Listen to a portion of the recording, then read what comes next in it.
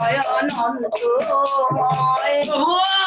প্রভু প্রভু হে অনন্তায় অনন্তময় প্রভু প্রভু প্রভু হে অনন্তায় অনন্তময় প্রভু প্রভু প্রভু হে অনন্তায় অনন্তময় প্রভু প্রভু প্রভু হে অনন্তায় অনন্তময় জয় জয় হরি বল। যস্য শরণমাত্রেণ জ্ঞানমুৎপদ্যতে স্বয়ং স এব সর্বসম্পন্ন তস্मै শ্রী গুরবে নমঃ।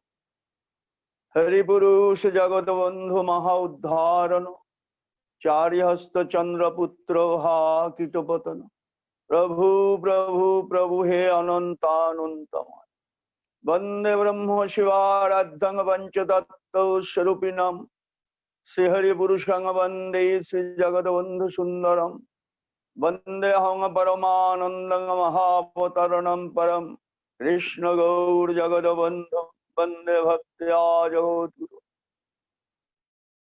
শ্রীকৃষ্ণ চৈতন্য নিত্যানন্দ সহোদিত গৌরদয় পুষ্পবন্ত চিত্র ছন্দ তমনুদ অনর্পিত চরিং চিরাৎ করুণয় অবতীর্ণ কলৌ সমারপয়দমন্নতোজ্জ্বল রসং সভক্তি শ্রিয়ম হরিপুরাটা সুন্দরা দূতি কদম্ব সন্দীপিত সদা হৃদয় কন্দরে স্ফুরদবশচিনন্দন বড়হাপিরাভিরাম মৃগমদ তিলকং কুণ্ডলাক্রান্ত গণ্ডম গঞ্জাক্ষং কম্ভুকণ্ঠং স্মিত শুভগোমুখম স্বাধর্ণস্তু বেণু শ্যামং শান্তং ত্রিভঙ্গং রবিগরভূষণং ভূষিতাং ভুজয়ন্ত বন্দে বৃন্দাবনস্থং যুবতি শতবৃতম ব্রহ্ম গোপালবেশম অজনুলম্বিত ভুজৌ কনকাবদাতৌ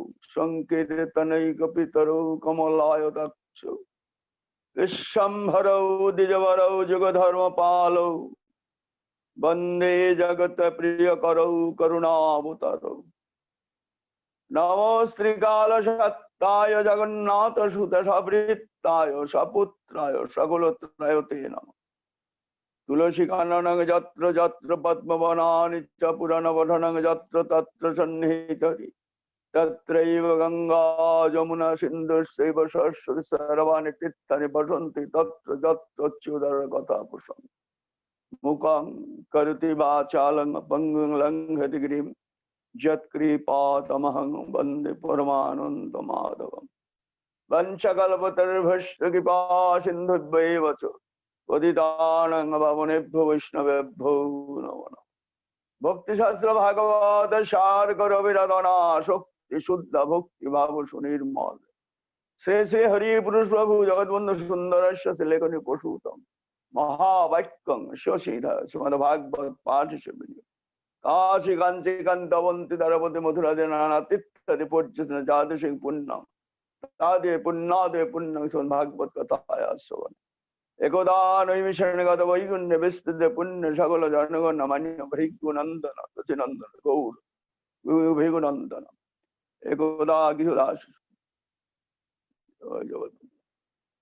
জয় জয় শ্রীকৃষ্ণ চৈতন্য জয় নিত্যানন্দ জয় অদ্বৈত চন্দ্র জয় গৌর ভক্তবৃন্দ জয় রূপ সনাতন ভট্ট গুণাথ শ্রী জয় গোপাল ভট্ট দাস রঘুনাথ এই ছয় গোসাই করে চরণবন্দন যাহতে বিঘ্ন নাশ অভিষ্ট পূরণ নিতাই গৌসিদানাথ শিবার গর পঞ্চতত্ত্বময় হরি শ্রী শ্রী হরি পুরুষ প্রভু জগৎবন্ধু সুন্দরায় নম শ্রীকৃষ্ণ চৈতন্য চন্দ্রায় নম নিত্যানন্দ চন্দ্রায় নম শান্তিপুরনাথায় নম ওম নমো ব্রজরাজ নন্দনায় নমো ভগবত বাসুদেবস্য বাংময় মূর্তি স্বরূপায় শ্রীমদ ভাগবত গ্রন্থ মহাপুরুষায় নম বৈষ্ণবেভ্যো নমো ব্রাহ্মণেভ্যো সত্ত্বিগণেভ্যো সজ্জন গণেভ্যো মাতৃগণেভ্যো নম হরি ওম তৎসৎ হরি ওম তৎসৎ জয় জগৎবন্ধু বল হরি।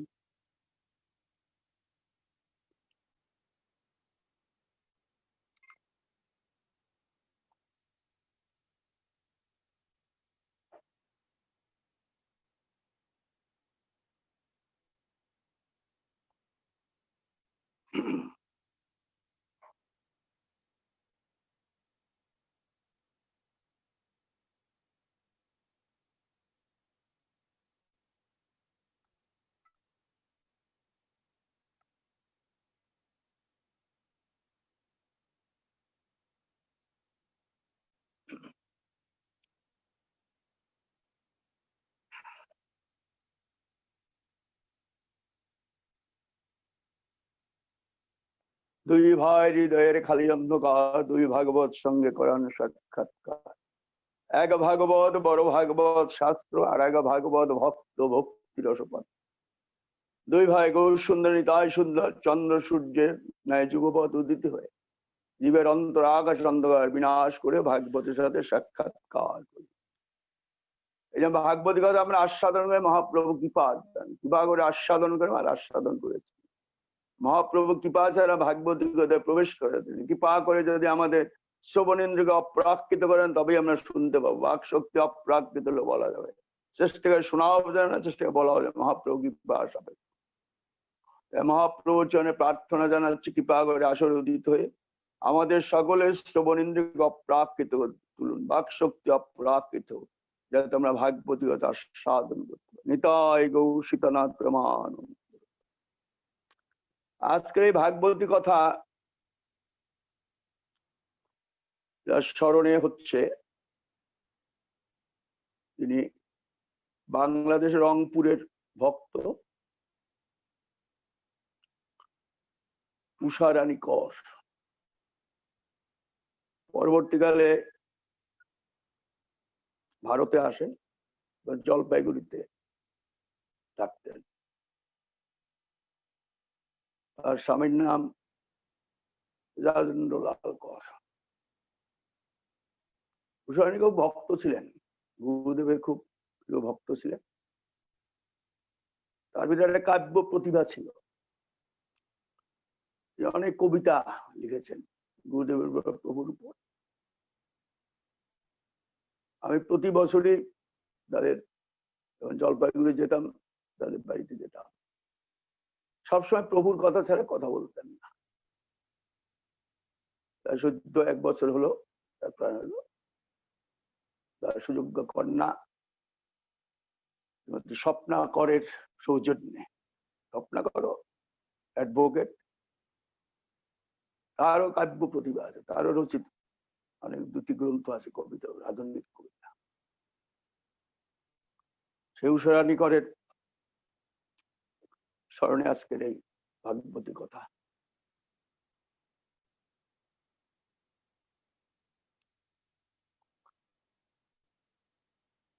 আজকে প্রভু জগৎবন্ধু সুন্দরের কিছু কথা সাধন করব। গত 31শে মে আমাদের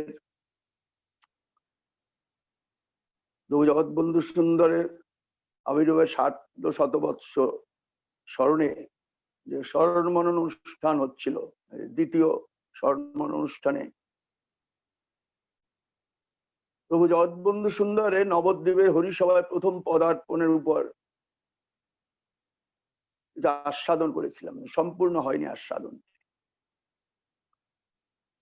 সেটি আজকে গড়ার বাসনা।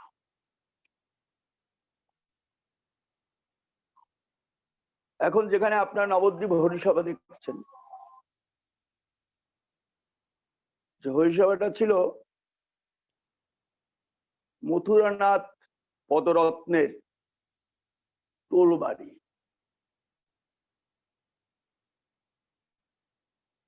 আগে ছিল চৈতন্য চতুষ্পাঠী। মথুরানাথ পদরত্ন টোলবাড়িতে অধ্যাপনা করতেন।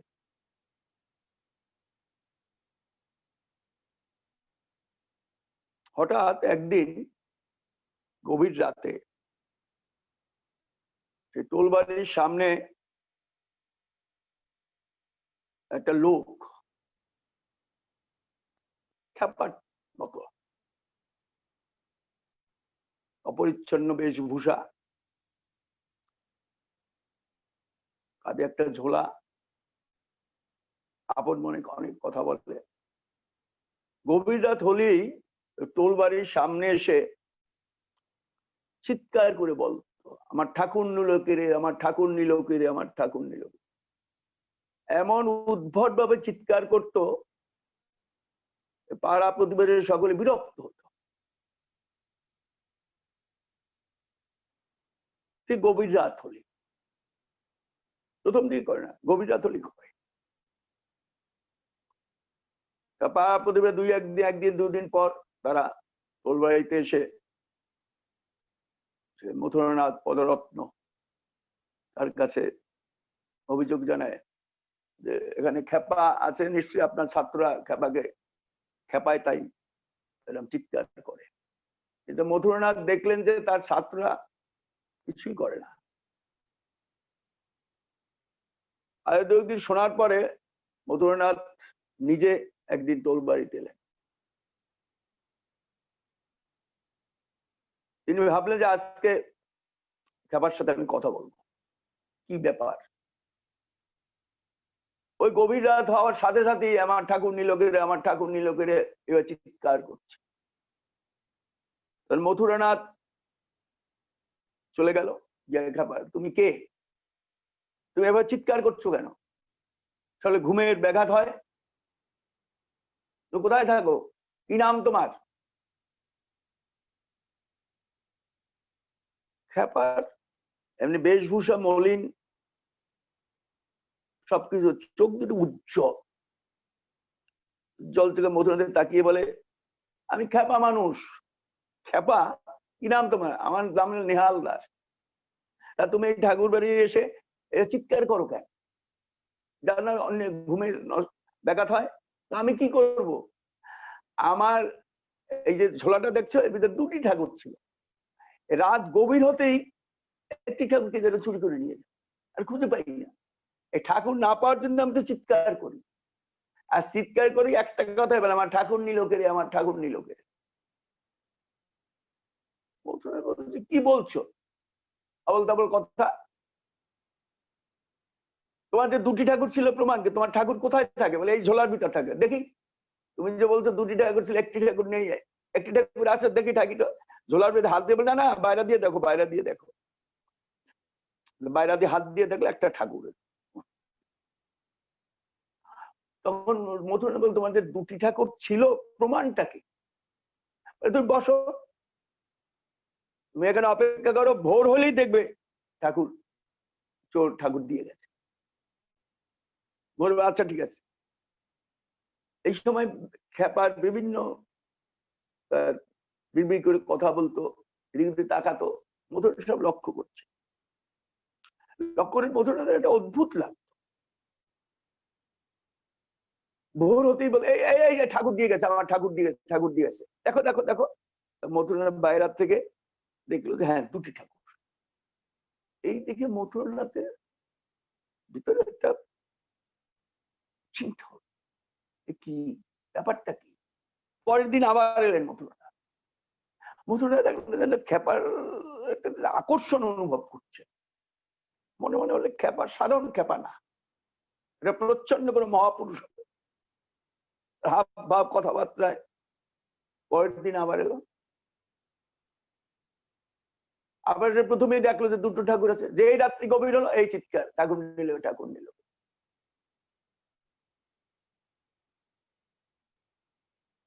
তখন মথুরানাথ খেপার চরণে যেন নিজকে সমর্পণ করার অভিপ্রায় জানায়।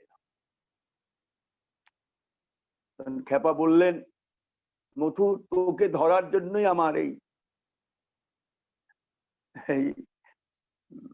ঘটনা। তখন মথুরানাথের প্রবল আগ্রহে নিহাল দাস মথুরানাথকে গৌর মন্ত্রে দীক্ষা দিলেন। এই দীক্ষা পাওয়ার পরে মথুরানাথের একটা আমূল পরিবর্তন।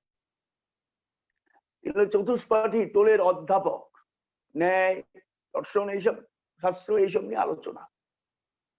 গৌর দীক্ষা পাওয়ার পরে তিনি আর এদিকে মন দিতে পারছেন না, সবসময় গৌরের মাঝে মাঝে হাগৌর হাগৌর বলে চোখের জলে ভাসতেন। টোলের অধ্যাপনার কাছে তার মন নেই। এই সংবাদ তার পিতা ব্রজনাথ বিদ্যারত্নের কানে গেল। সকলে বললো যে বিদ্যারত্ন মশাই, আপনার ছেলে তো আর টোলে অধ্যাপনার দিকে মন নেই, সে সবসময় সেই বিভিন্ন বাবাজিদের আখড়ায় পড়ে থাকে, চৈতন্য চৈতামৃত যে চৈতন্য ভাগবত সব পাঠ করে আর হাগাউর হাগাউর বলে। শুনে তার খুব খারাপ লাগলো। একদিন ব্রজনাথ মথুরানাথের টোল বাড়িতে সে বলে, মথুর, একই তোমার অধঃপতন, তুমি ন্যায়ের অধ্যাপক, ন্যায় শাস্ত্র, কত শাস্ত্র তোমার অধিগত, আর তুমি কিনা শেষ পর্যন্ত এই বাবাজি বৈরাগীদের এই বাংলা পয়ের গ্রন্থ চৈতন্য এইগুলো পাঠ করো, যে বাংলা পয়ের গ্রন্থ হাতে ধরলে আমাদের গঙ্গা জল দিয়ে হাত ধুইতে হয়, আর তুমি সেই গ্রন্থ পাঠ করছো, আর বাবাজির মতো হাগৌর গৌর বলে কাঁদছো। এত অধঃপতন তোমার, তুমি ভুলে যাচ্ছ তুমি আমার সন্তান, তুমি সব বাদ দাও, মন দিয়ে শাস্ত্র পাঠ করো, ছাত্রদের পড়াও, এটা আমার নির্দেশ। মথুরা বলে, নিশ্চয়ই বাবা, আপনার আদেশ আমি পালন করব। চেষ্টা করেছিল মথুরানাথ, কিন্তু কিছুতেই মথুরানাথ মন বসাতে পারছে না। তার সেই মহাপ্রভুর কথা, চৈতন্য চৈতামৃত, চৈতন্য ভাগবত এই পাঠ, বৈষ্ণবদের সাথে মিলিত হওয়া হয়ে গেল। এদিকে ব্রজনাথ এত বিরক্ত হলো, বিরক্ত হয়ে আর কি করবে, ছেলেকে যা বলার তো বললেন। একদিন তিনি রাত্রে বাড়িতে আসতেছেন, হঠাৎ পথের দেখলেন কি একটা কীর্তনের দল যাচ্ছে। কীর্তনের দল যেতে আর মনে হলো নিশ্চয়ই এই দলে মথুর আছে, দেখার জন্য একটু অগ্রসর হলেন। অগ্রসরে দেখলেন যে যারা কীর্তনের দলের ভিতর যাচ্ছে একটা পরিচিত মুখ নেই, সব অপরিচিত। আর কীর্তন দলের মাঝখানে একটা সুন্দর ছেলে, নবনটবর কিশোর, কি সুন্দর ভঙ্গিতে নৃত্য করতে করতে কীর্তনের দলের সাথে চলছে। ছেলেটির দিকে তাকিয়ে ব্রজনাথের যেন একটা ভিতরে একটা পরিবর্তন, এত সুন্দর, এত নৃত্য ভঙ্গি অপূর্ব, সামনা দিয়ে কীর্তনটি চলে গেল। ব্রজনাথ বাড়িতে গিয়ে তার ভৃত্য মহেশকে ডেকে বলছে, মহেশ, এই যে কীর্তন দলটা এলো, কোন দিকে গেল? মহেশ বলে, কর্তা, কোন কীর্তন দল তো আসেনি। হ্যাঁ, এই তো আমার সাথে এলো, আমি বাড়িতে ঢুকলো তার আগেই তো এখান থেকে চলে গেল। না, আমরা কোনো কীর্তন দল দেখিনি। কি বলছিস, দেখিসনি? না। এই শুনে তো ব্রজনাথ আকাশ চিন্তা, কি ব্যাপার, কি ঘটনা ঘটলো। ওই যে কীর্তনের মাঝে সুন্দর ছেলেটিকে দেখেছে, রূপটা ভুলতে পারছে না ব্রজনাথ, কারণ আচ্ছন্নের মতো হয়ে গেলেন। হঠাৎ ওই কীর্তনের মাঝে যে ছেলেটি, ওই ছেলেটি হঠাৎ মথুরানাথের সামনে এসে দাঁড়ালো, ব্রজনাথের সামনে। ব্রজনাথের সামনে দাঁড়িয়ে বলে, ব্রজনাথ, আমাকে দেখিয়ে লও, আমি শচীসুত গৌর, তোমার টোল বাড়িতে হরিসভা স্থাপন করে আমাকে প্রতিষ্ঠা করবে। আর বিহারী কুম্ভকার আছে, তাকে বলবে সে আমার মূর্তি গড়াবে। এই বলি ছেলেটি অন্তর্ধান করল। আর ব্রজনাথ একদম কান্নায় ভেঙে বললেন, যে ব্রজনাথ মথুরানাথকে ধর্ষণা করে এলো, যে বাংলা পৃথিবী এই যে চৈতন্য এই পাঠ করো, হাগর হয়ে বলো, চোখের জলে ভাসো, কিন্তু অধঃপতন। আর সেই ব্রজনাথ আর সেই কি ছেলেটিকে দর্শন করার পর থেকে তার আমূল পরিবর্তন, তারও সেই মথুরানাথের মতো হাগৌর হাগৌর বলছে। পরদিনই বিহারী কুম্ভকারের কাছে গেলেন। বিহারী কুম্ভকারের কাছে গিয়ে বললো, বিহারী, তোমার একটা গৌরের মূর্তি তৈরি করতে হবে, বুঝেছো? এই আমি যেরকম বলছি ঠিক এইভাবে এরকম একটা গৌরের মূর্তি তৈরি করতে। বিহারী কুম্ভকার বলছে, আপনি কি বলছেন? আমি হাড়ি সরা গড়া কুমো, আমি কোনদিন ঠাকুর তৈরি করছি? এটা আমি পারবো না। বলে না, ঠাকুরের আদেশ হয়েছে, তোমাকেই করতে হবে। সে আদেশ হলে কি করবো, আমি পারবো না। বৈদ্যনাথ চলে এলেন। বিহারী কুম্ভার শুধু ভাবছেন কি করে ঠাকুর তৈরি করবো, কোনোদিন ঠাকুর তৈরি করেনি তো।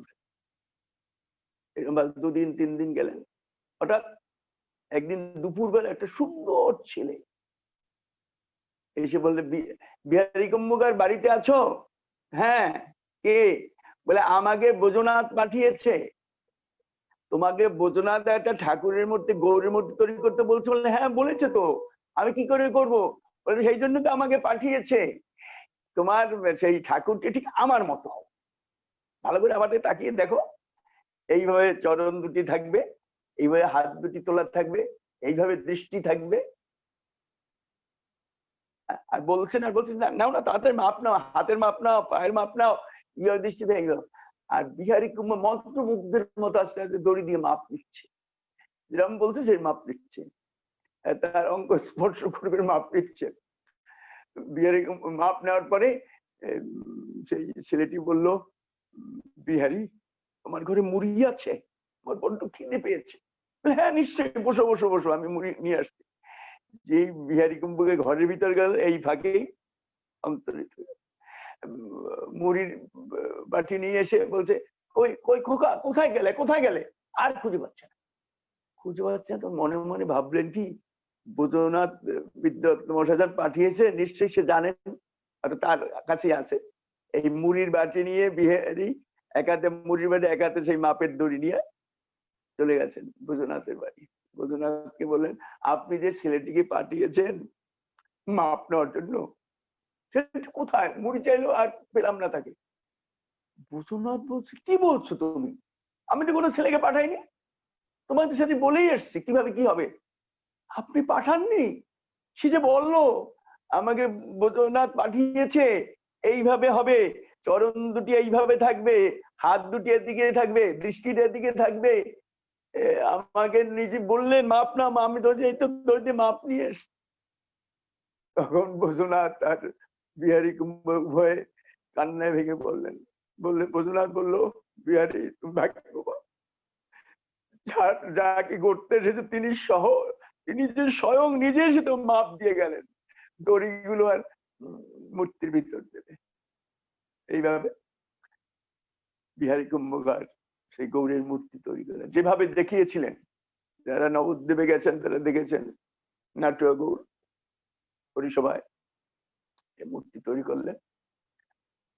সেই প্রতিষ্ঠা হলো গৌরের মূর্তি, ধুমধাম করে অনুষ্ঠান করলেন। তো অনেক লোকজন হলো। রাত্রে অনুষ্ঠান শেষে বৈদ্যনাথ সারাদিন কিছু খাননি, অনুষ্ঠানটা শেষ হবে তারপর প্রসাদ পাবেন। তো কেউ অভুক্ত আছে কিনা এরা খোঁজ করলো, খোঁজ করে দেখলো হরিসভার পিছনে একটা মাধবী লতার গাছ ছিল।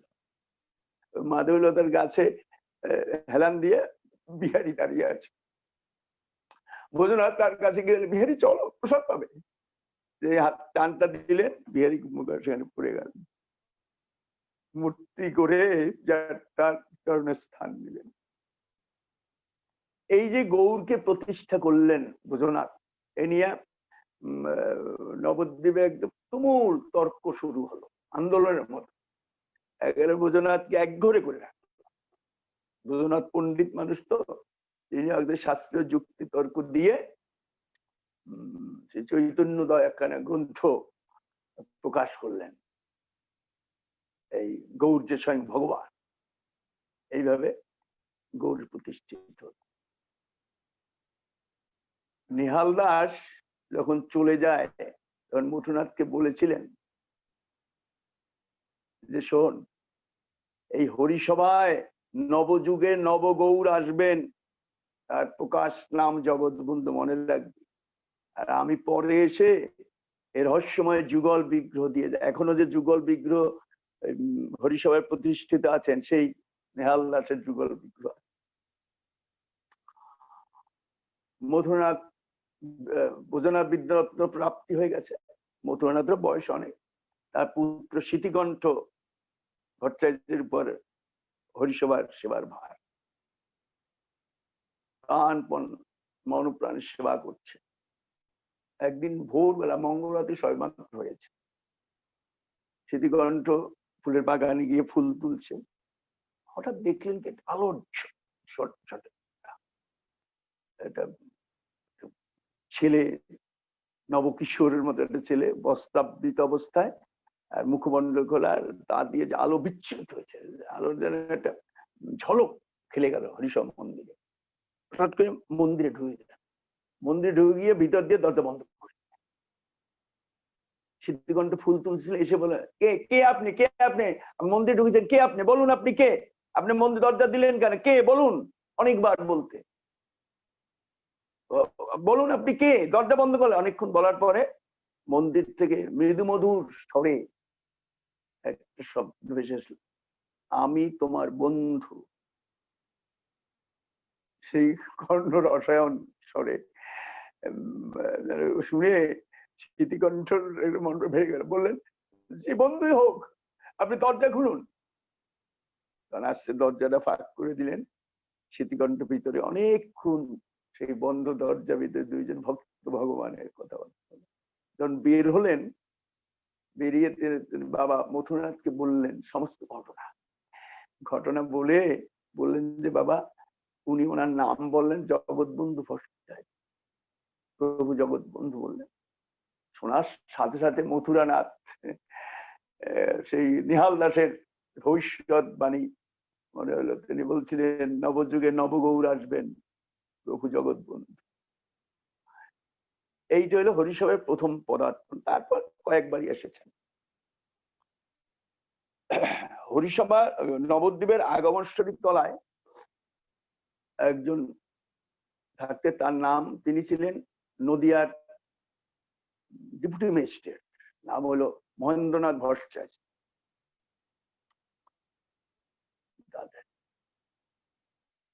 কৃষ্ণগড়ে যেতে গেলে বড়াল ঘাটে একটা মেয়ে, মহিলা, তার নাম হলো, সবাই খেপিমা বলে, নাম হলো আদরিনী নাম। খেপিমার বৈশিষ্ট্য হলো বেশি কথা বলে না, সারাদিনে 8-10টা কথা বলে। আর তিনি যখন পথে চলে, তার হাতে একটা ঝাঁটা থাকে। ওই ঝাঁটার অগ্রভাগ দিয়ে যদি কাউকে কোনো রুগী হোক, কারো অসুবিধা আছে বলে যদি বলে যায় একটু ভালো হয়ে যাবে, ভালো হয়ে যাবে। এই জন্য কারোর কোনো শরীর খারাপ কিছু হলে সবাই এসে, খেপিমা আমাকে ঝাঁটার বাইর দাও, আমাকে ঝাঁটা। তখন বড়ালঘাট দিয়ে নৌকায় পার হয়ে যেতে হয় কৃষ্ণগড় যেতে গেলে। তো যাচ্ছে, তখন মহেন্দ্রনাথ ভট্টাচার্যকে দেখে খেপিমা বলে উঠলেন, মহেন্দ্র, তোর বাড়িতে নবগৌর আসবেন। শুনে মহেন্দ্রনাথ ভট্টাচার্য এমনি তো বিদ্বান ডেপুটি ম্যাজিস্ট্রেট ছিলেন, ধর্মকর্ম খুব করে না, কিন্তু অবিশ্বাস নেই। আর খেপিমার কথা আগে শুনেছে, আগে যা বলে ঠিক কোনো আজেবাজে কথা বলে না। কথাটা শুনে বাড়িতে এসে তার সহধর্মিণী আর তার একটি সর্বসুলক্ষণ একটা কন্যা ছিল, 9-10 বছর, তার কাছে বললেন, খেপিমা বললেন আমাদের ঘরে নবগৌর আসবে। কথাটা শুনে তার সহধর্মিণী এবং তাদের কন্যা, তারাও শুনলেন কথাটা। কন্যাটি অনেক সর্বসুলক্ষণা যুক্ত ছিলেন। মহেন্দ্রনাথ একজন স্কুলে পড়াশোনা করান না, বাড়িতে বসে, বাড়িতে একটা শিক্ষক রেখে পড়াশোনা করাতেন। এবং তার পাশে ওই হরিসভ দত্তবাড়ির একটা ছেলে ছিল, নাম হলো খোকা। ছোটবেলা মা মারা যাওয়ায় পিতার কাছে আদর যত্ন পাননি। এই মহেন্দ্রনাথ খোকা খুব ভালোবাসতেন। একই বয়সে 9-10 বছরের ভিতর হবে। খোকার সাথে লক্ষ্মীর একটা বেশ সম্পর্ক, প্রীতির সম্পর্ক ছিল। খোকাও লক্ষ্মী ভালো, লক্ষ্মীও খোকা ভালোবাসে।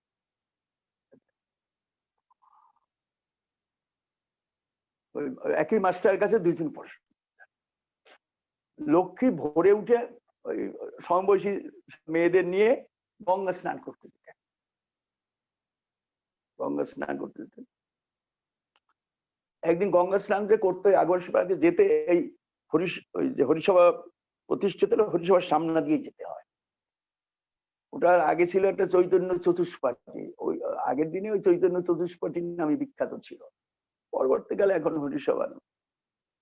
ওই চৈতন্য চতুষ্পাঠীর সামনে দিয়ে যাচ্ছেন, হঠাৎ হরিসভার দিক তাকিয়ে হরিসভার ছাদের উপর একটা অনন্য সাধারণ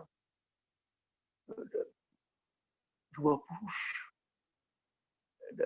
অল্প যেটা যুবক সর্বাঙ্গ সেই সুবস্ত্র দ্বারা আবরিত, আর মুখখানি একটা ঝলক। এই দৃষ্টিটা লক্ষ্মী ওই তাকে দেখছে, ওই ছাদের উপর দিয়ে প্রভু জগৎবন্ধু সুন্দর পায়চারি করে বেড়াচ্ছিল। দেখার সাথে সাথেই লক্ষ্মী সেখানে সংজ্ঞা হারিয়ে বল, কি দেখলো যে সংজ্ঞা হারিয়ে বলে তার সাথীরা ছিল, তারা বাড়িতে খবর দিল। মহেন্দ্রনাথ এসে লক্ষ্মীকে বাড়িতে নিয়ে গেল। লক্ষ্মী তাকে কোনো কথা বলছে না, খাচ্ছে না, কিছু না। এইভাবে 2 দিন গেল। 3 দিনের দিন সন্ধ্যার সময় মাকে বলল, মা আমাকে জল দাও। এই প্রথম কথা বলল, জল খেলেন। তারপরে লক্ষ্মী মহেন্দ্রনাথকে বললেন, বাবা তুমি যে বললে আমাদের ঘরে নবগৌর আসবেন, কোথায়? তুমি নবগৌরকে নিয়ে আসো, তাহলে আমার শরীর ভালো হয়ে যাবে। মহেন্দ্র হ্যাঁ নিশ্চয়ই আনবো মা, তোমার জন্য নিশ্চয়ই। বাজারে গিয়ে গৌরের মূর্তি নিয়ে এটাই বসালো। ওই লক্ষ্মী সেই গৌরের মূর্তি বসাইয়া গৌরকে পূজা অর্চনা করছেন। বলছে, বাবা আমি রোজ ঠাকুরকে ভোগ লাগাবো, পুজো করবো। মা তোমার যা খুশি তুমি করো। করছেন। রোজ মহেন্দ্রনাথের স্ত্রী রান্না করে দিত, খুব ভক্তি ভরে তাকে ভোগ লাগাতো পুজো। এদের কাজের কৃষ্ণনগর যাওয়ার পথে ওই বড়ালঘাট দিয়ে যাচ্ছে মানে খেপিমাকে দেখে বলে উঠলেন যে, খেপিমা তোমার কথা সত্য হইলো, আমার ঘরে নবগৌর এসছেন। খেপিমা মুচকি হেসে বললেন, গৌর, নবগৌর আসবেন। এই কথা শোনার সাথে সাথে মহেন্দ্রনাথের ভিতরে যেন কেমন একটা ভাব হইল। বলছেন নবগৌর, আবার নবগৌরকে এই চিন্তা করতে করতে তো যাচ্ছে। অনেকদিন পর, কিছুদিন পরে যেদিন এই কথাটা শুনলো যে তোদের নবগৌর আসবেন, এই কথাটি আবার লক্ষ্মীকে বলতে যাচ্ছে।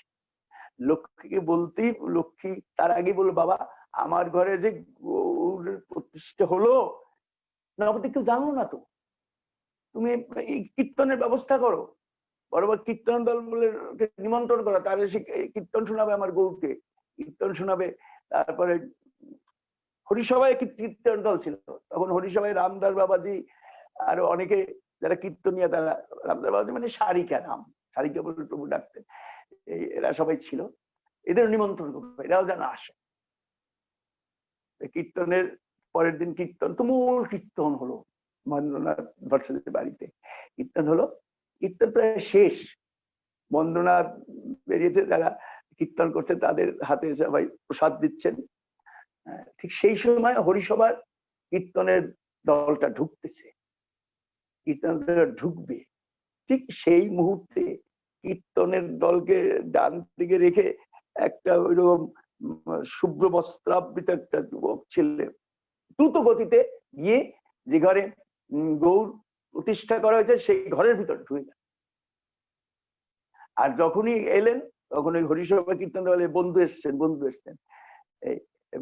এই হরিসভার কীর্তন দলের নিমন্ত্রণে খোকাই করতে। খোকার সাথে হরিসভার পরিবারের সাথে একটা যোগাযোগ হলো এই সিদ্ধিকণ্ঠ সেনগুপ্তের যে পুত্র ছিলেন মারা যাওয়ার পরে খোকার প্রতি তাদের স্নেহ বেশি। এই সিদ্ধিকণ্ঠ সেনগুপ্ত মাকে খোকা মা ডাকে, সেই জন্য হরিসভার সাথে খোকার খুব যাতায়াত। মথুরানাথের কাছে সব কাহিনী শুনলেন, কি করে এই হরিসভা প্রতিষ্ঠা হলো, সে খেপার কথা সব।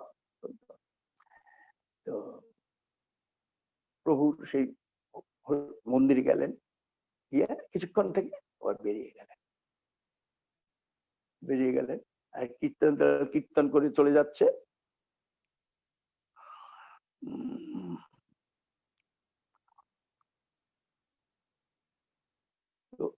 এদিকে লক্ষ্মী ওই প্রভুকে যে গঙ্গার ঘাটে যেতে দর্শন করেছেন, তারপর থেকে লক্ষ্মীর একটা ভাবান্তর সবসময়। আর খোকা যখনই আসে, খোকাকে দেখলি বলে কি, খোকা প্রভুর পথ কর, প্রভুর পথ কীর্তন কর। সে প্রভুর পথ কীর্তন করতে, কীর্তন শুনেই তিনি লক্ষ্মী একটু ভাবাবিষ্ট হয়ে একদিন ভাবাবিষ্ট অবস্থায় যেন বলছেন যে এবারে আগের লীলা, মহাপ্রভুর লীলা শিবা সঙ্গনে হয়েছিল, বাইরের দরজা বন্ধ,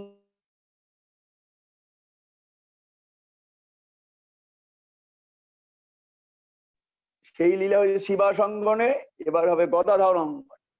গদাধর অঙ্গন মানে হরিসভা। হরিসভাটা যেন বন্ধুর লীলার একটা যোগপীঠের এখানে হবে। নিজে আবেশে এসব কথা বলতে, আবেশে বলতে। তো প্রভুর প্রতি লক্ষ্মীর একটা আকর্ষণ। মাঝে মাঝে হরিসভায় যেতেন, হরিসভায় গেলে প্রভু যে ঘরে থাকতেন, প্রভু মাধবী লতার একটা কুঞ্জের মতো আছে, কুঞ্জের ভিতরে প্রভু ঘরটা আছে, ওখানে যেতেন। ঘরের ভিতর যেতে পারতেন না, বাইরে থেকেই প্রণাম করতেন, প্রভু কিছু প্রশ্ন থাকলে করতেন, প্রভু উত্তর দিতেন, এইভাবে চলছে। তো একদিন মহেন্দ্রনাথ আবার যখন যাচ্ছে কৃষ্ণনগরের দিকে, উপরাল ঘাটে সেই খেপিমা বললেন, ওই তো নবগৌরাঙ্গ। ওই যে প্রভু যে গেলেন ওদের কীর্তনের দিন, সেই দিনের কথা উল্লেখ করে বলে, ওই তো নবগৌরাঙ্গ। এরপরে যত দিন যায়, লক্ষ্মী যেন প্রভুর প্রতি একটা আকর্ষণ অনুভব করেন। আর খোকার সাথে কথা হয় সবসময় লক্ষ্মী। একদিন খোকা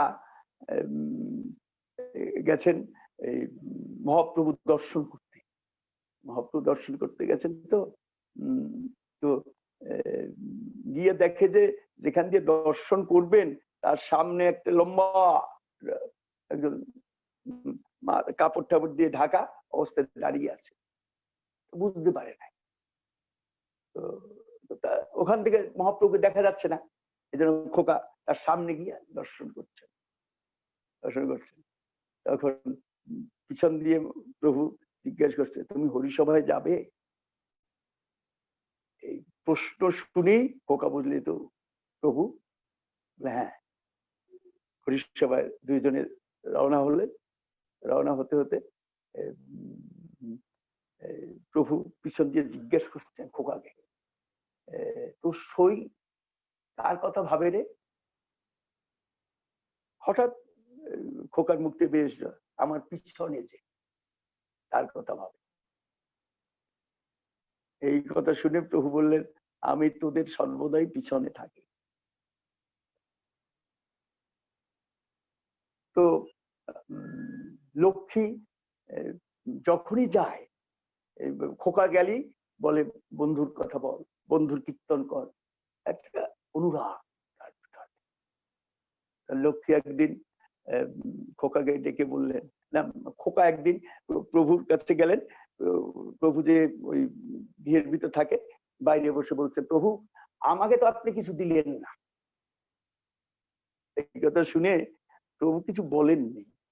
প্রভু ওই দরজার ফাঁক দিয়ে একটা কাগজ পাঠিয়ে ফেলে দিলেন।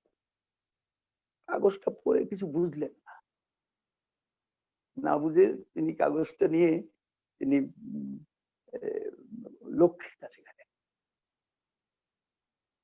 মহেন্দ্রনাথ দেখলো, তুমি ভালো বুঝলেন না। লক্ষ্মীকে দেখলে লক্ষ্মী বলল রহস্য অতি গভীর, পরে প্রকাশ পাবে বলে কাগজটি রেখে দিলেন। মহেন্দ্রনাথ বললে, মা তুমি কাগজটি যদি ভালো বুঝতে না পারো কাগজটি রাখবে কেন? না, পরে আমি বলবো। এইভাবে প্রভুর সাথে লক্ষ্মীর একটা আদান প্রদান চলছে অন্তরে। আর প্রভুর প্রতি লক্ষ্মী আকৃষ্ট হয়ে গেছে। আর প্রভুও সাথে কথা হয়, এই ঠাড়ে ঠাড়ে কথা বললে এরকম কথা হয়। একদিন লক্ষ্মী খোকাকে বললেন, খোকা আজকে সন্ধ্যার সময় তুই পিছনে হরিসভার পিছনে রাই মাতার একটা কুঞ্জ ছিল। এখন আমরা গিয়ে খোঁজো করেছিলাম, এখন আর তার কিছু নেই। সেই কুঞ্জে রাই মাতার কুঞ্জের চারিদিকে গাছপালা দেওয়া ছিল, খুব ভালো একটা বাড়ি। তার ভিতরে রাধাকুণ্ড শ্যামকুণ্ড দুটো কুণ্ড তৈরি করে রেখেছিলেন। এই দুই কুণ্ডের সঙ্গম স্থলে থেকে রাইমাতা বসে ধ্যানাসনে থাকতেন। এই রাইমাতা ছিলেন রাধারানীরই ভক্ত, কিন্তু এককালে তিনি প্রভুর দর্শন পেয়ে প্রভুর ভক্ত হয়ে গেছিলেন। সেই লক্ষ্মী খোকাকে বলল, শোন আজকে সন্ধ্যার সময় ওই রাই মাতার কুঞ্জে এই পোড়ামাতলার যোগিনী মাতাকে নিয়ে চলে আসবে সন্ধ্যার সময়। তো প্রভু এই লক্ষ্মী গেলেন আর পূর্ণিমা একটা মেয়ে তার সাথে, তার সখীর মতো আগে একটা সাজিতে ফুল নিয়ে, অনেক ফুল সুগন্ধি ফুল নিয়ে গেলেন সেখানে। রাই মাতাও ধ্যানাসনে ধ্যানে আছেন, জপ করছেন, যোগিনী মাতাও তাই। আর অপলক নেত্রে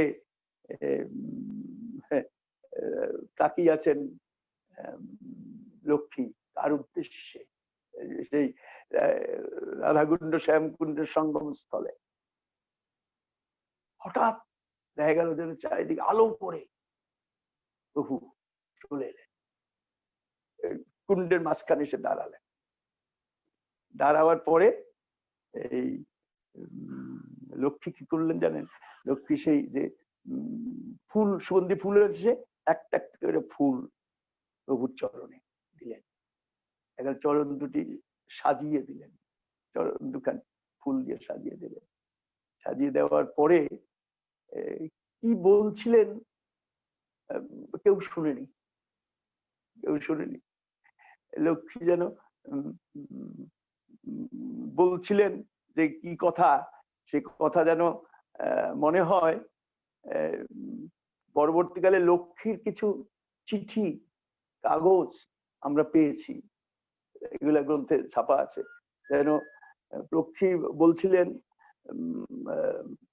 ফুল দিতে দিতে, আমি সংযম মন্দিরে তোমার অনুগত, আমি ভক্তি মন্দিরে তোমায় ভালোবাসি, আমি প্রেম মন্দিরে তোমার পূজা করি, আমি স্থিরতা মন্দিরে তোমার পাদস্পর্শ লাভ করি, আমি আনন্দ মন্দিরে তোমার নয়ন দর্শন করি, আমি আবেশ মন্দিরে তোমায় অনুভব করি, আমি ধ্যান মন্দিরে তোমার প্রযত্ন করি, আমি শান্তি মন্দিরে তোমায় উপভোগ করি, আমি দুষ্ট হই বা শান্ত হই আমি তোমারই, আমি সাধু হই পাপু হই আমি তোমারই, আমার বাহ্যিক মূঢ়তা কলঙ্ক নয়ন করিতে তুমিও আমি একে স্থানে ছিলাম ও আছি, এই বোধ করিয়া যেন আমি তোমার সাথে। এইভাবে অনেক লেখায় পাওয়া যায় যে প্রভুর সাথে এই যে লক্ষ্মীর একটা যোগাযোগ সংযোগ ছিল। এই সংযোগ কি ছিল সেটা পরবর্তীকালে একদিন মহেন্দ্রনাথ আর খোকা, মহেন্দ্রনাথ বলল, মা তুই তো প্রভুর কথা অনেক কিছু বললি, অনেক রহস্য উদ্ঘাটন করলি, তো তুই কি তোর কথা তো কিছু বললি না? তখন লক্ষ্মী মহেন্দ্রনাথকে বলছেন যে আমি আমি তোমাদের কন্যা, এর বেশি জানতে চেও না, এর বেশি বললে তোমাদের আমার প্রতি ভালোবাসা থাকবে না। এই বলে আর কিছু বললেন না। খোকা জিজ্ঞেস করলো, খোকা লক্ষ্মী তুই আমাকেও বলবি না তুই কে? লক্ষ্মীটা মুচকি এসে বললে পরে বলবো। আর একদিন ছাদের উপরে লক্ষ্মী আছে, খোকা আছে, বন্যাত আছে, খোকা গেছে আর কি। যেতেই লক্ষ্মী বলল, খোকা তুই বন্ধুর কীর্তন কর।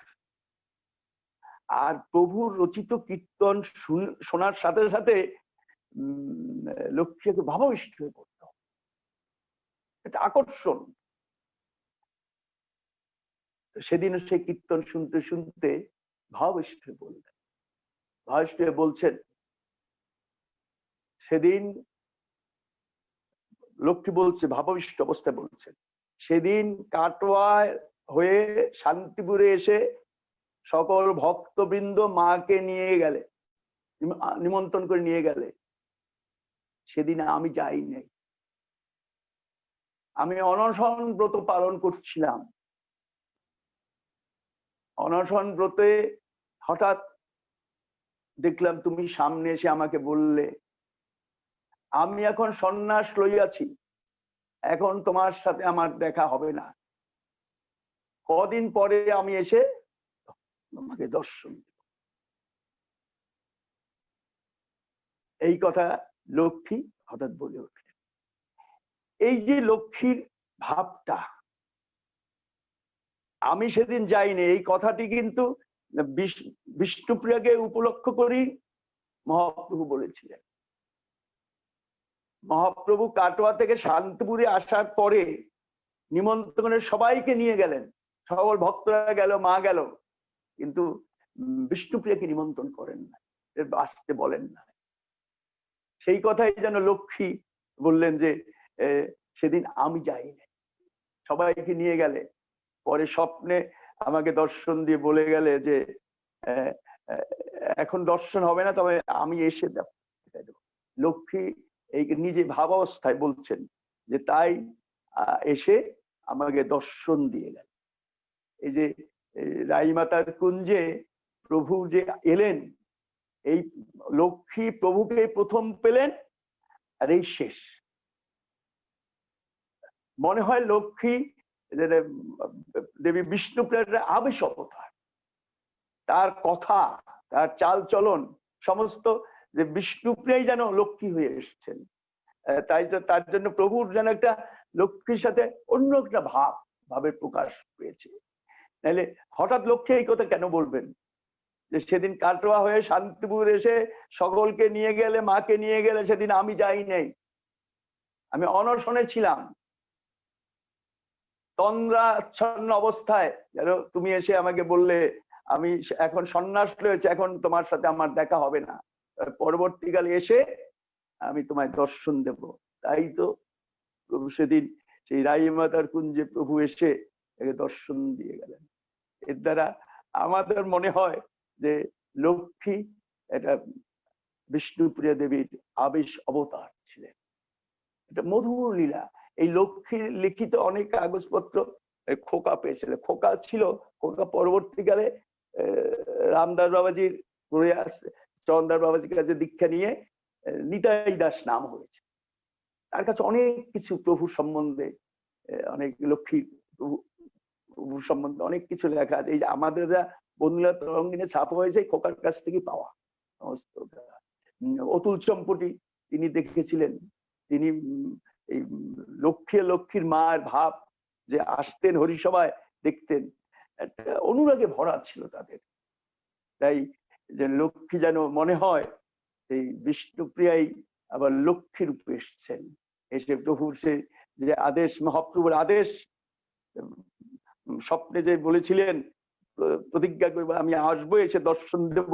ওই রাই মাতার কুঞ্জে যে লক্ষ্মীর প্রভুকে পেলেন, যেন তারই সেই প্রভুর যে কথা দিয়েছিলেন বিষ্ণুপ্রিয়াকে, সেই কথা, অর্থাৎ লক্ষ্মী যেন মনে হয় বিষ্ণুপ্রিয়ার আবেশ অবতার রূপে এসছেন। মাত্র 14 বছরে চলে যাবে, সংক্ষিপ্ত সময় লীলা। এই হরিসভার বন্ধু সুন্দর আগমনের এই লীলাটি আজকে স্মরণ করলাম। মধুর লীলা। যারা বন্ধুলা তরঙ্গিনীতে এই লক্ষ্মীর দেওয়া চিঠির কথা প্রচুর সুন্দরভাবে আছেন, আপনারা পাঠ করবেন, একদম মর্মস্পর্শী তার কথায়।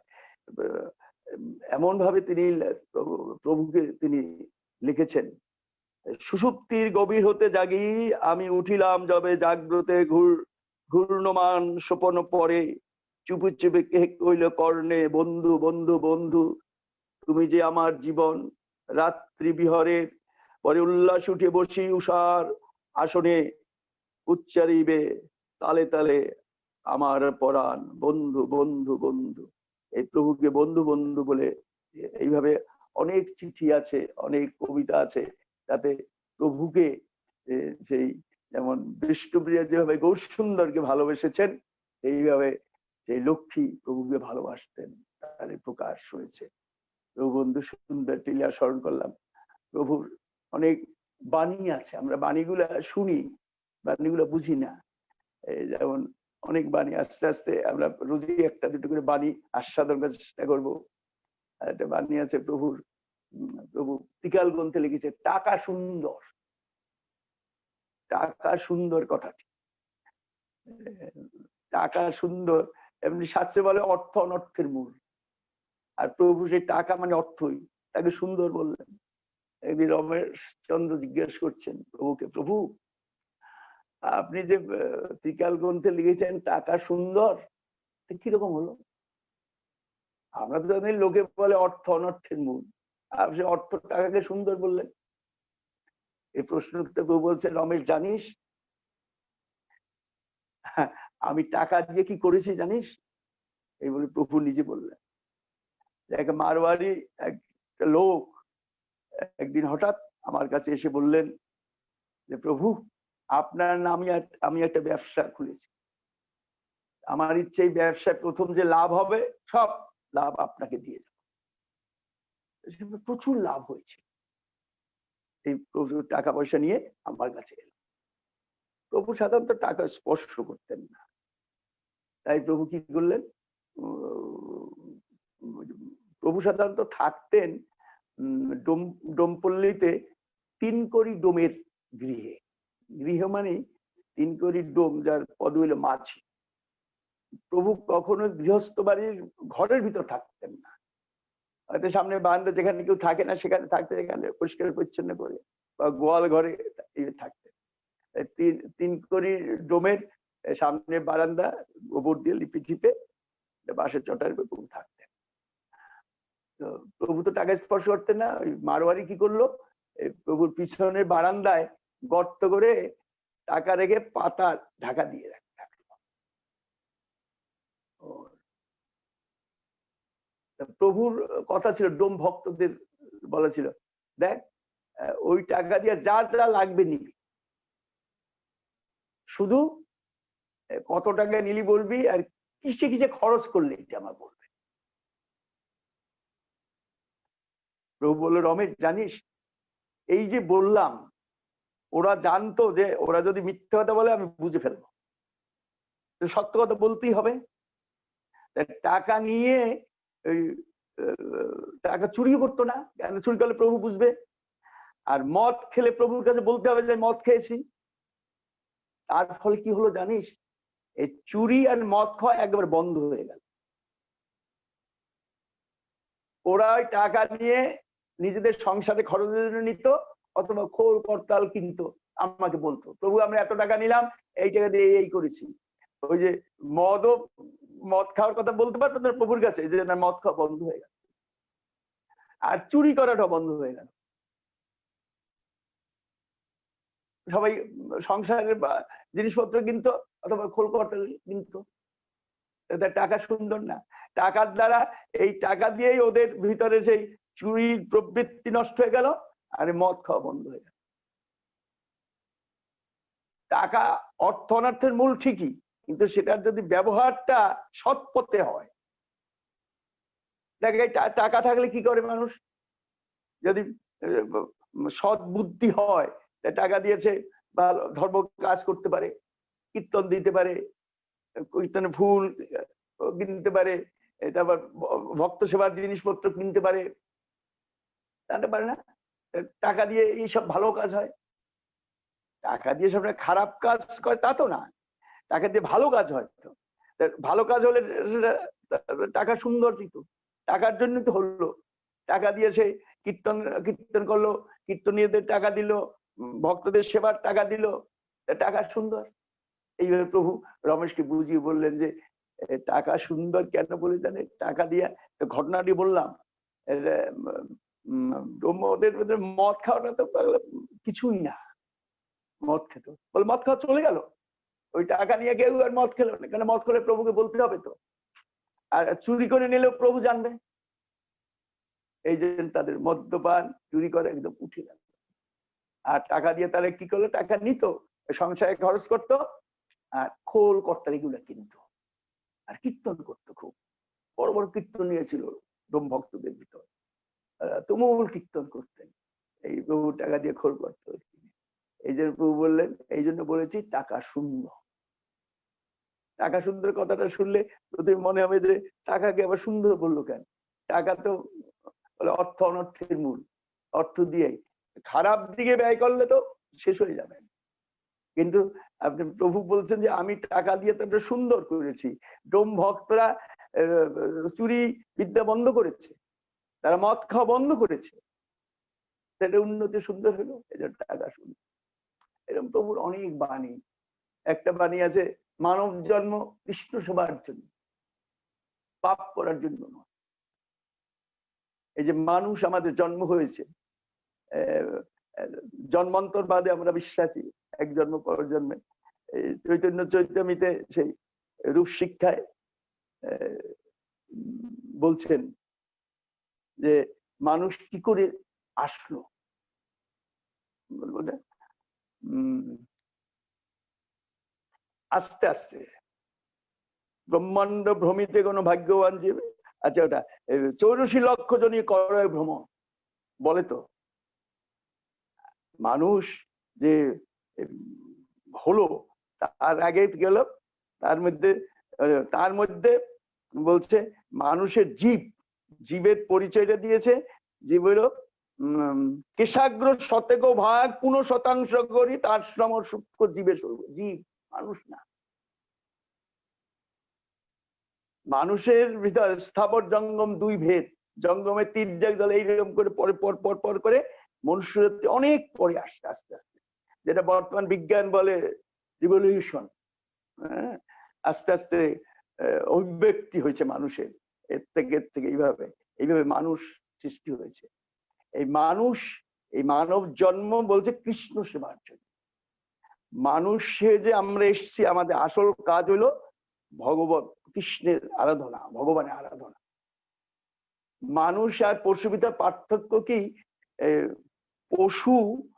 পশুত্ব নিয়ে জন্মগ্রহণ করে, একটা পশুত্ব নিয়ে জন্মগ্রহণ করে এবং পশুত্ব নিয়ে চলে যায়, তাদের ঊর্ধ্বগতি হয় না। আর পশু হলো চার হাত পাতো যে চলে গেলে মাটির সমান্তরাল হয়ে চলে, তারা এদিক ওদিক তাকায় দেখতে চায়, এদিক সব দিক পারে না, ঊর্ধ্ব দিকে দৃষ্টি নেই পশুর, এমন ভাবে পশুর সৃষ্টি হয়েছে। পশু চার হাত পা যে পশু চলে, সামনে দেখে, একটু পাশ দেখে দেখে, পিছন দেখতে পারে না, পিছনে দেখলে আবার ফিরতে হবে। আর মানুষ সৃষ্টি করেছে ভগবান এমন ভাবে, মানুষ দেখুন সামনে দেখবে, পাশে দেখবে, পিছনে ঊর্ধ্ব দিকে, এটা পারপেন্ডিকুলার মানুষের সৃষ্টি হয়েছে, দাঁড়িয়ে আছে। সে সামনে দেখে, পিছনে দেখে, ঊর্ধ্ব দিকে দৃষ্টি আছে, ঊর্ধ্বে তাকাতে পারে, অসীমের পানে তাকাতে পারে। সসীম জীব, কিন্তু দৃষ্টি হল অসীমের দিক। মানুষ শুধু মানুষ হবে না, মানুষের ভিতর দেবত্ব ঘুমিয়ে আছে। মানুষ সাধনার দ্বারা একটা মানুষ দেবতা হয়ে যেতে পারে, ভগবান হয়ে যেতে পারে। Godliness, god likeliness. গীতায় ভগবান বলছেন মম সাধর্ম মা, মানুষ আমার মতো হয়ে যেতে পারে মানুষের ভিতর। এত ভগবান সৃষ্টি যখন করেছে মানুষের ভিতর এত কোয়ালিটি দিয়ে দিয়েছে। সে একটা মানুষ যে জন্মগ্রহণ করে মনুষ্যত্বই না দেবত্ব, এটা মানুষের ভিতর এই গুণটা ভগবান দিয়ে দিচ্ছেন সৃষ্টির সময়। সেই মানুষ প্রভু বলছেন মানুষের ভিতর দুটি জাতি, যারা হরিভক্ত ঈশ্বরে বিশ্বাসী তারা মহাজাতি, আর যারা ভগবানকে মানেন না তাদের বলছে অপোজিট, আর কোনো জাতি। দুটো ভাগ মানুষের ভিতর। মানুষের প্রধান কাজ হলো মানুষের সে অসীম ঊর্ধ্ব দিকে দৃষ্টি থাকবে, অসীমের দিকে, নিম্নমুখী হবে না। পশু যেন সর্বদাই নিম্নমুখী, এর ঊর্ধ্ব দিকে তাকাতে পারে না। মানুষ পারে ঊর্ধ্ব দিকে তাকাতে পারে। মানুষের ভিতরে যে ক্রাইটেরিয়া ভগবান সৃষ্টি করে দিয়েছে তার দ্বারা মানুষ চেষ্টা করলে একটা মানুষ ভগবান তুল্য হতে পারে। গীতায় তো ভগবান নিজে বলছে আমার মত হয়ে যাবে, দেখলে মনে হবে আসলে মানুষ, দেখলে মানুষ ভগবান। এরা অনেক মহাপুরুষ অনেক আছে, এই মানুষের ভিতরে এই কোয়ালিটি ভগবান দিয়ে দিয়ে। তাই প্রভু বলছে মানব জন্ম কৃষ্ণ সেবার জন্য। পৃথিবীতে মানুষ সৃষ্টি হয়েছে কৃষ্ণ সেবারই জন্য, পাপ করবার জন্য না। মানুষ নিম্নমুখী হবে না, মানুষের দৃষ্টিটা ঊর্ধ্ব দিকে, ঊর্ধ্ব দৃষ্টি থাকে। এই জন্য প্রভুর বাণী বলছে মানব জন্ম কৃষ্ণ সেবার জন্য, পাপ করার জন্য। মানুষের আসল কাজ হলে, মানুষ পৃথিবীতে এসছেন তার আসল উদ্দেশ্য হলো কি করে তিনি ঊর্ধ্বমুখী হবে ভগবৎ স্বরূপে। মানুষ একটা মানুষ ভগবান, অনেক মহাপুরুষ দেখা যায় না স্বয়ং ভগবান, ভগবান মানে তার এত শক্তি মানুষ অর্জন করতে পারে। মানুষের ভিতরে সে শক্তি ভগবান দিয়ে দিয়েছে, এই শক্তির দ্বারা মানুষ একদম ভগবান তুল্য হয়ে যেতে পারে, মনে ভগবান। এই জন্য মানুষ বলছে মানব জন্ম কৃষ্ণ সেবার জন্য, এই ভগবানের সাধন ভজন করার জন্য মানুষের জন্য। পাপ কর, নিম্নমুখী না, ঊর্ধ্বমুখী হবে মানুষ, দেবতা হয়ে যাবে, ভগবান স্বয়ং ভগবান হয়ে যাবে। এই মানুষের ভিতরে গুণটা ভগবান দিয়েছে। তাই বলছেন মানব জন্ম কৃষ্ণ সেবার। আমাদের যে পৃথিবীতে আসা এর উদ্দেশ্য হলো ভগবানের সান্নিধ্য পাওয়া, তার দিকে অগ্রসর হওয়া। এটা হলো কাজ, মানুষের কাজ। সেখান থেকে মানুষ যখনই দূরে সরে যায় একদম শেষ হয়ে যায়। অর্থাৎ দূরে সরে যায়, সৎ চিন্তা সৎ বুদ্ধি থাকে না, নিম্ন দিকে যায়, অসৎ দিকে যায়, নিম্নমুখী হয়ে যায়, অসৎ শেষ হয়ে যায়। আর যদি দৃষ্টিটা ঊর্ধ্বমুখী থাকে, অসীমের দিকে আপনার দৃষ্টি থাকে, মানুষ দেবতা ভগবান তুল্য হয়ে যেতে পারে। এই মানুষের ভিতরে এই গুণটা ভগবান দিয়ে দিয়েছেন। মানুষের ভিতরে, পশুর ভিতর নাই। আমার বুদ্ধি বলে পশু পশুত্ব নিয়ে জন্মায়, মানুষ মনুষ্য অর্জন করতে পারে। মানুষ ধাপে ধাপে আস্তে আস্তে উপরে উঠে যায়, আস্তে আস্তে উপরে উঠে যায়। মানুষ এর ভিতর সেই গুণ ক্রাইটেরিয়া ভগবান দিয়ে দিয়েছে, তার দ্বারা সে মানুষ একটা মানুষ দেবতা হয়ে যায়। আপনার শিশুর ভিতর যেটা রবীন্দ্রনাথ, অরবিন্দ, বিবেকানন্দ ঘুমিয়ে নিয়ে আপনি বলতে পারছেন না, আপনার শিশুর ভিতর সেটা থাকতে পারে। আস্তে আস্তে তার ভিতরের ভাবটা যখন উন্মেষ হবে, জেগে উঠবে, তখন দেখবেন আপনার শিশুর ভিতরে যে ঘুমন্ত অবস্থায় অরবিন্দ, রবীন্দ্রনাথ ঘুমিয়ে আছে, এটা থাকে মানুষের ভিতর। মানুষ চেষ্টা করলে একটা মানুষ ভগবান তুল্য হয়ে যেতে পারে, গড লাইকলিনেস মানুষ হতে পারে। ভগবানের স্বরূপ থাকে প্রত্যেকটা মানুষের ভিতরে। সনাতন শিক্ষা বলছে না যে মানুষের জীবের, সন্তান জিজ্ঞেস করছিলে যে স্বরূপ কি, জীবের স্বরূপ? তার উত্তরে মহাপ্রভু তাকে বলছে জীবের স্বরূপ হয় কৃষ্ণের নিত্যদাস, কৃষ্ণের তটস্থ শক্তি ভেদাভেদ প্রকাশ। তটস্থিত, তটে স্থিত জীব, যে মানুষ আমরা বলি এই তটে স্থিত আছি। তটে মানে নদীর তীরে, তট মানে তীর, তীরে আছি। এদিকে গেলে জলে পড়বে, এদিকে গেলে তীরে থাকবে, মাঝখানে আছে জীব। জীব চেষ্টা করলে সে যদি নিবৃত্তিমাগী হয় অসীমের দিকে চলে যেতে, প্রবৃত্তিমাগী ভোগের দিকে যায়, ভোগের দিকে গেলে জলে পড়ে যাবে, এদিকে যেতে মানুষের ভিতর দুটাই দেওয়া আছে, আপনি যেদিকে যাবেন। এই যে মানুষ যেহেতু ভগবান সৃষ্টি করেছেন কি জন্য, যিনি আস্তে আস্তে উপরে উঠবেন, সাধন পথে উপরে অগ্রসর হয়ে একদম ভগবান তুল্য হয়ে যেতে পারে। এই গুণগুলো ভগবান মানুষকে দিয়ে দিয়েছেন। তাই প্রভু বলছেন মানব জন্ম কৃষ্ণ সেবার জন্য, পাপ করার জন্য। এইভাবে প্রভুর কত সুন্দর সুন্দর বাণী আমার গুরুদেব বিশ্লেষণ করেছেন। আপনি অনেকগুলাই পেয়েছেন, প্রবন্ধ বলতে আসে। আমরা রোজই চেষ্টা করবো এক দুইটা বাণী আস্বাদন করার। আজকে এখানে প্রভুর কাছে প্রার্থনা করি সকলে সেই আমরা যেন মানুষ হই, মানুষের যে গুণগুলা মানুষের থাকার মনুষ্যত্বের এই গুণগুলো যেন আমাদের ভিতর উদ্ভাসিত হয়, আমরা যেন সত্যি ভগবত সেবায় নিজেদের জীবন উৎসর্গ করে দিতে পারি। এই প্রার্থনা প্রভুর চরণে রেখে আজকে এখানে বিশ্রাম নিলাম। রাধা কৃষ্ণ প্রেমানন্দে হরি হরি বল। হরি প্রভু জন্ম সুন্দর প্রেমানন্দে হরি হরি বল। নিতাই গৌশীতনার প্রেমানন্দে হরি। মহান আমাত্মা ঢাপর পুরন্দর সঙ্গন নামের সঙ্গ বন্দে বন্ধু সুন্দর। হরে কৃষ্ণ কৃষ্ণ কৃষ্ণ হরে হরে, হরে রাম রাম রাম। জয় জগৎ বন্ধু।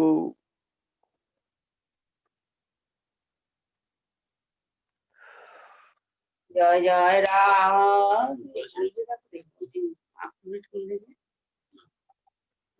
কতজন লোক হইল? জয় জগৎ বন্ধু। আমরা মহারাজের কাছে অপূর্ব পাঠ শুনলাম। প্রভু জগৎ বন্ধু সুন্দরের দিব্য লীলা জীবনের কাহিনী, বিশেষত নবদ্বীপ ধামে যে মধুর ভাবে প্রভুর প্রতি যে অল্প বয়সের বালিকা লক্ষ্মী দেবীর যে অদ্ভুত সুন্দর অপ্রাকৃত লীলা ভাষায় প্রকাশ করা যায় না। মহারাজ সাক্ষাৎ প্রভু গুরুদেবের কৃপায় সেই লীলা আমাদের পরিবেশন করলেন এবং আমরা শুনতে পেলাম। আমরা আজকে নিজেদের খুবই সৌভাগ্যবান মনে করছি। এছাড়া প্রভু জগৎবন্ধু সুন্দরের কতগুলি দিব্য বাণী নিয়েও তিনি পর্যালোচনা করলেন। আমরা তার চরণে কোটি কোটি প্রণাম জানাই। মহারাজজি বলেছেন যে এই যে দিব্য প্রভুর অপ্রাকৃত লীলা লক্ষ্মী দেবীর সাথে, এর সম্বন্ধে বিস্তৃত যদি কেউ জানতে চান বন্ধু লীলা তরঙ্গিনীতে আছে, আপনারা পড়বেন। এছাড়াও যার কথা তিনি বললেন খোকা অর্থাৎ নিতাই দাস বাবাজি, তার একটি গ্রন্থ যেটা অপ্রকাশিত ছিল, বন্ধু প্রসঙ্গ আমার কথা।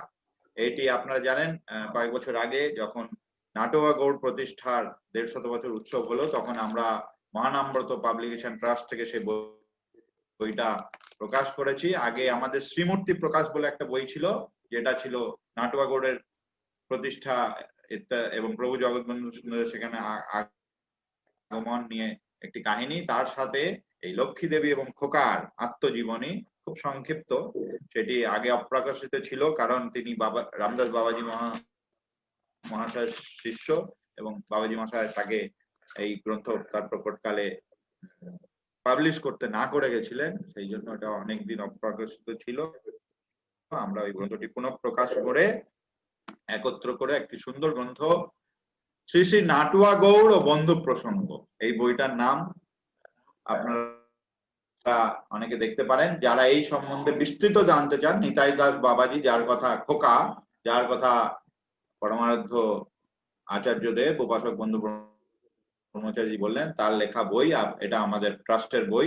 আপনারা যারা বিস্তৃত জানতে চান লক্ষ্মী দেবী এবং নাটুয়া গৌড় সম্বন্ধে, এই গ্রন্থটি তারা আস্বাদন করতে পারেন। সবাইকে জানালাম ভক্তদের।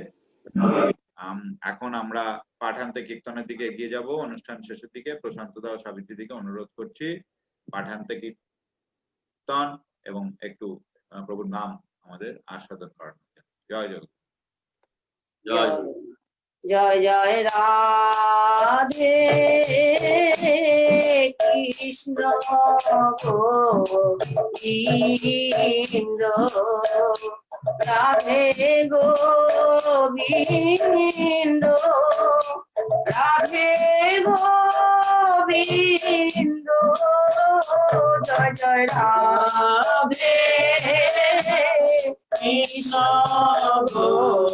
গোবিন্দ জয় জয় শ্যাম সুন্দর মদন মোহন বৃন্দাবন চন্দ্র জয় জয় শ্যাম সুন্দর মদন মোহন বৃন্দাবন চন্দ্র জয় জয় রাধা রমন রাজি হারি শিব কুলানন্দ জয় জয় রাধা রমন রাজবিহারী শিব কুলানন্দ জয় জয় রাধা কান্ত রাধা বিনোদ শ্রী রাধা গোবিন্দ জয় জয় রাধা কান্ত রাধা বিনোদ শ্রী রাধা গোবিন্দ জয় জয় রাশেশ্বরী বিনোদিনী ভানুকুল চন্দ্র জয় জয় রাশেশ্বরী বিনোদিনী ভানুকুল চন্দ্র জয় জয় ললিতা বিশাখায়াদি যত সখী বৃন্দ জয় জয় ললিতা বিশাখায়াদি যত সখী ভিন্ন জয় জয় শ্রীরূপ মঞ্জুরি রতি মঞ্জুরি আনন্দ জয় জয় শিরপুরী রতি মঞ্জরি আনন্দ জয় জয় পূর্ণমাসি পুণ্যলতা জয়া বীরা বিন্দু জয় জয় পুনঃ কুন্দলতা জয়া বীরারিন্দ তোমরা কৃপা করে দাও যুগল চরণার বিন্দ তোমরা কৃপা করে দাও যুগল চরণার বিন্দ রাধে গোবিন্দ রাধে গোবিন্দ জয় জয় রাধে কৃষ্ণ গোবিন্দ রাধে কৃষ্ণ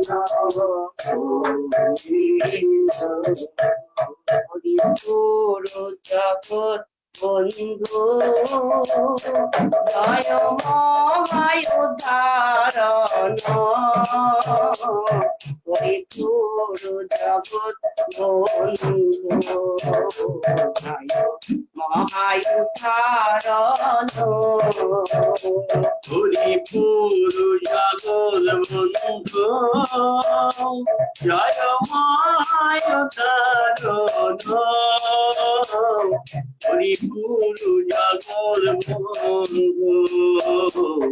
জয় মায় ধারণ হরিপুর জগৎ বন্ধু জয় মহায় ধারণ হরিপুর জগৎ বন্ধু জয় মহায় ধারণ হরিপুর জগৎ বন্ধু জয় মহায় ধারণ হরিপুর জগৎ বন্ধু জয় মহায় ধারণ হরিপুর জগৎ বন্ধু জয় মহায় ধারণ হরিপুর জগৎ বন্ধু মহায় ধারণ হরিপুর জগৎ বন্ধু জয় মায় ধারণ হরিপুর জগৎ বন্ধু জয় মায় ধারণ হরিপুর জগৎ বন্ধু বন্ধু জয় মহায়ুধারণ হরিপুর জগৎ বন্ধু জয় মহায়ুধারণ হরিপুর জগৎ বন্ধু জয় মহায়ুধারণ হরিপুর জগৎ বন্ধু জয় মহায়ুধারণ চারি হস্তে চন্দ্র পুত্র হাকিট পতন চারি হস্ত চন্দ্র পুত্র হাকিট পতন চারি হস্ত চন্দ্র পুত্র হাকিট পতন চারি হস্ত চন্দ্র পুত্র হাকিট পতন চারি হস্ত চন্দ্র পুত্র হাকিট পতন চারি হস্ত চন্দ্র পুত্র হাকিট পতন চারি হস্ত চন্দ্র পুত্র হাকিট পতন চারি হস্ত চন্দ্র পুত্র হাকিট পতন প্রভুকে অনন্তায় অনন্তময় প্রভু প্রভু প্রভুকে অনন্তায় অনন্তময় প্রভু প্রভু প্রভু প্রভু হে অনন্তায় অনন্তময় প্রভু প্রভু প্রভু প্রভু হে অনন্তায় অনন্তময় প্রভু প্রভু প্রভু হে অনন্তায় অনন্তময় প্রভু প্রভু প্রভু প্রভু হে অনন্তায় অনন্তময় প্রভু প্রভু প্রভু হে অনন্তায় অনন্তময় প্রভু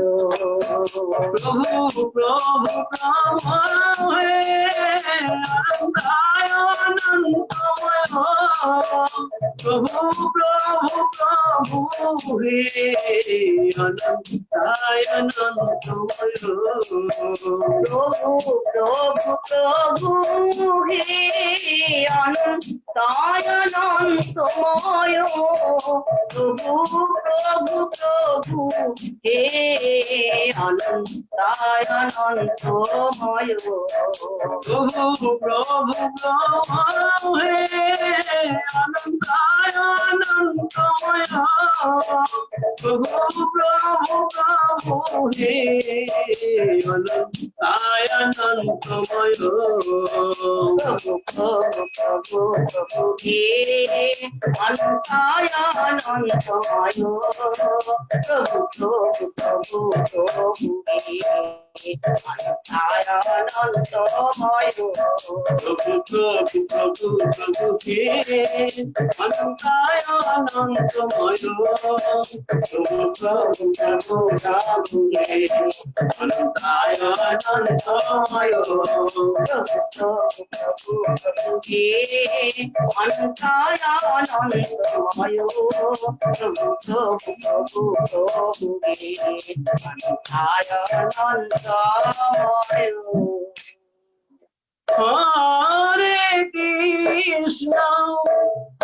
হরে কৃষ্ণ কৃষ্ণ কৃষ্ণ হরে হরে হরে রাম হরে রাম রাম রাম হরে হরে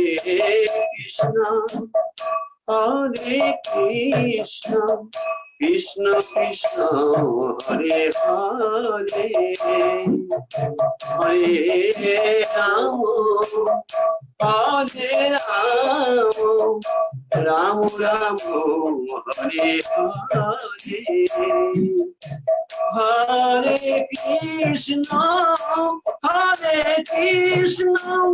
কৃষ্ণ কৃষ্ণ হরে হরে হরে রাম রাম রাম হরে হরে হরে কৃষ্ণ কৃষ্ণ কৃষ্ণ হরে হরে হরে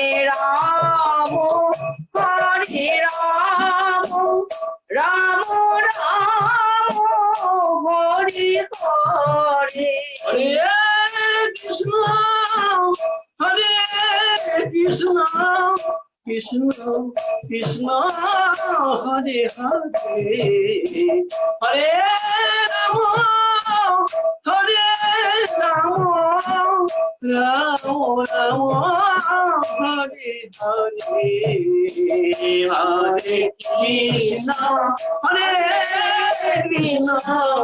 কৃষ্ণ কৃষ্ণ হরে হরে হরে রাম রাম রাম হরে হরে হরে কৃষ্ণ কৃষ্ণ কৃষ্ণ কৃষ্ণ হরে হরে হরে রাম রাম রাম হরে হরে হরে কৃষ্ণ কৃষ্ণ কৃষ্ণ হরে হরে হরে রাম রাম রাম হরে হরে হরে কৃষ্ণ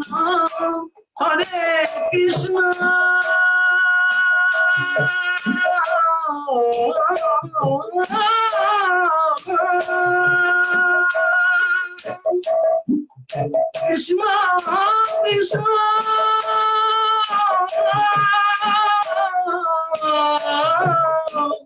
হরে হরে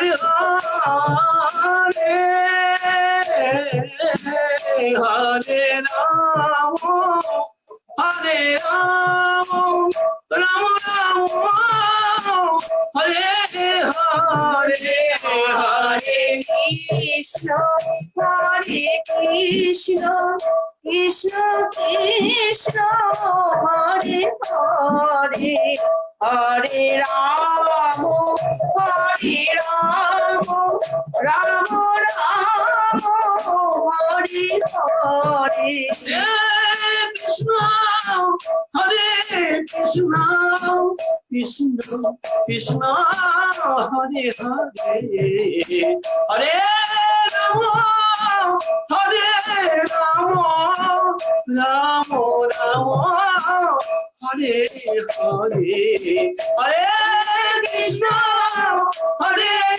কৃষ্ণ কৃষ্ণ কৃষ্ণ হরে হরে হরে রাম রাম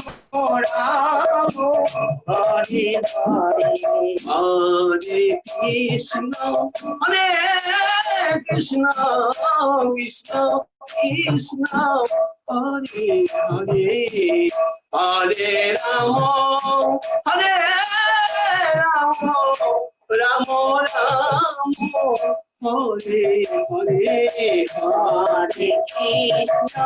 হরে Krishna Krishna Krishna Hare Hare Hare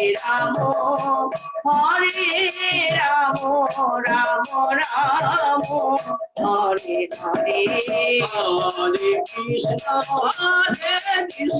Krishna Krishna Hare Hare Hare Ram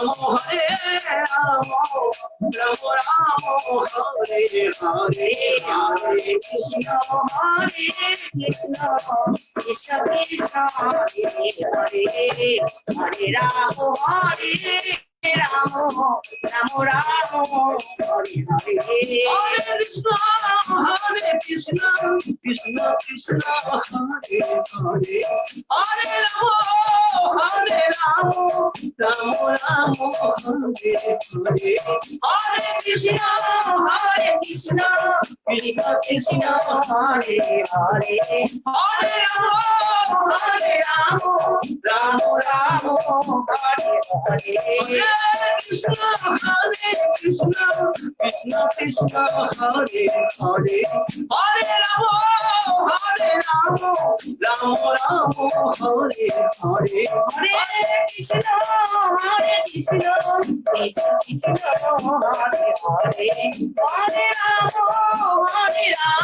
Rama Rama Hare Hare Hare Krishna Krishna Krishna Hare Hare Hare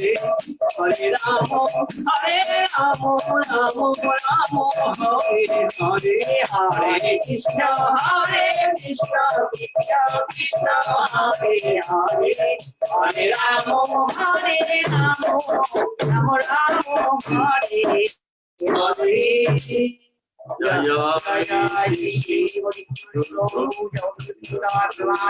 Jaya Jaya Shri Jaya Jaya Shri Jaya Jaya Shri